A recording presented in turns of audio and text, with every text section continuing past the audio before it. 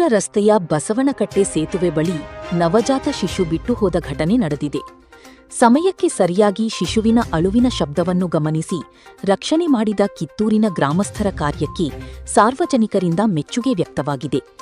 ಬೆಳಗಾವಿ ಜಿಲ್ಲೆ ರಾಮದುರ್ಗ ತಾಲೂಕಿನ ಸುರೇಬಾನ ಸಮೀಪದ ಕಿತ್ತೂರ ನರಗುಂದ ರಸ್ತೆಯ ಬಸವನಕಟ್ಟೆ ಸೇತುವೆ ಕೆಳಭಾಗದಲ್ಲಿ ನವಜಾತ ಶಿಶು ಬಿಟ್ಟು ಹೋದ ಘಟನೆ ಸೋಮವಾರ ಬೆಳಕಿಗೆ ಬಂದಿದೆ.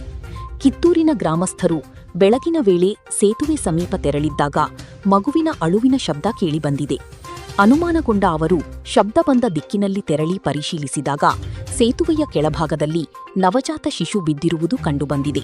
ಕೂಡಲೇ ಸ್ಥಳೀಯರು ಧೈರ್ಯದಿಂದ ಕೆಳಗಿಳಿದು ಶಿಶುವನ್ನು ಸುರಕ್ಷಿತವಾಗಿ ಮೇಲಕ್ಕೆ ಕರೆತಂದು ಆರೈಕೆ ಮಾಡಿ ಸುರೇಬಾನ ಪೊಲೀಸ್ ಠಾಣೆಗೆ ಮಾಹಿತಿ ನೀಡಲಾಗಿದ್ದು, ಪೊಲೀಸರು ಸ್ಥಳಕ್ಕೆ ಆಗಮಿಸಿ ಪರಿಶೀಲನೆ ನಡೆಸಿದ್ದಾರೆ.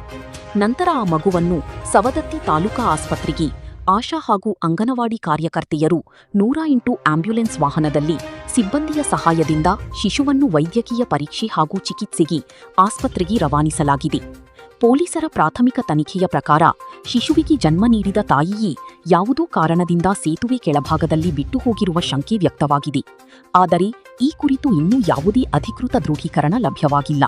ಸುತ್ತಮುತ್ತಲಿನ ಆಸ್ಪತ್ರೆಗಳು, ಖಾಸಗಿ ಚಿಕಿತ್ಸಾಲಯಗಳು ಹಾಗೂ ಇತ್ತೀಚೆಗೆ ಹೆರಿಗೆ ನಡೆದಿರುವ ಪ್ರಕರಣಗಳ ಮಾಹಿತಿ ಸಂಗ್ರಹಿಸಿ ಪೊಲೀಸರು ತನಿಖೆ ಮುಂದುವರಿಸಿದ್ದಾರೆ. ಸುರೇಬಾನ ಪೊಲೀಸ್ ಠಾಣೆಯ ಎಸ್ಎಚ್ಒ ಪಿಕೆ ವಾಲಿಕಾರ ಪ್ರಕರಣ ದಾಖಲಿಸಿಕೊಂಡಿದ್ದು, ಶಿಶುವನ್ನು ಬಿಟ್ಟು ಹೋಗಿರುವ ವ್ಯಕ್ತಿ ಅಥವಾ ಪೋಷಕರ ಪತ್ತೆಗೆ ತನಿಖೆ ಮುಂದುವರಿಸಿದ್ದಾರೆ. Nagaraj Kobbaragumpi, crime bureau, Ramdurg.